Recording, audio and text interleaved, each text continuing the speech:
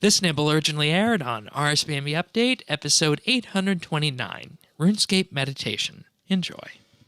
And now a bunch of changes for mobile. You're now able to choose any extra action bar from the list and have the change be saved on mobile devices. Oh. Do you understand what that means? Because I don't understand what this patch note means. I don't know. I guess I've never used much of my action bar on mobile, so maybe it's different. Like, maybe that it doesn't track. Maybe. Same. But I'm always doing scaling, so I've never used it Or much. it could just be simple enough in that it doesn't remember in the combat settings when you change your action bar around. It could just be that. Yeah. But even then, it's still a rather obtuse way of writing it. Proximity entity highlighting will now work after closing RuneScape Mobile, then logging back into the game. And mobile players can no longer open the shop when in combat. Pretty good changes. Okay.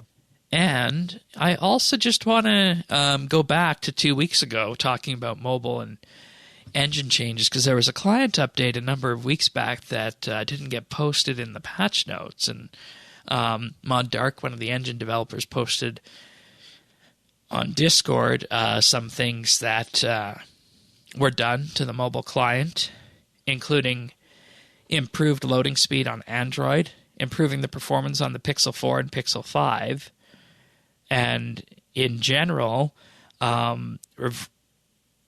reduce the maximum number of players that can simultaneously cast shadows on mobile, and reverse default landscape orientation on iOS. Just to name a few little client changes that were brought in. And it also turns out that this update also brought multi-threaded rendering for the Mac client, which is... I was wondering what the heck was happening, because I was going through areas that were that normally caused me to stutter a bit. So I opened the frame monitor, and it turned out we had this multi-threaded rendering, and my game doesn't go below 60 FPS anymore.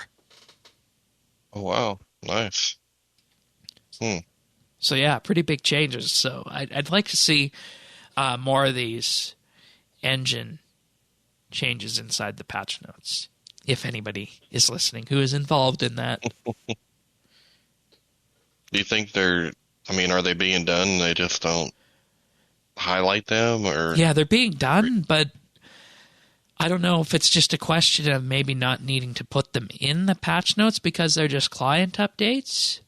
But at the same time, I think everybody needs to realize that RuneScape players, specifically the ones who read patch notes, want to know everything that was done. And there's been a history in the past of doing that. So I think it would just be good to include client changes in the patch notes, even if it doesn't ship with the game update that week. Just say it'll ship in a update later in the week.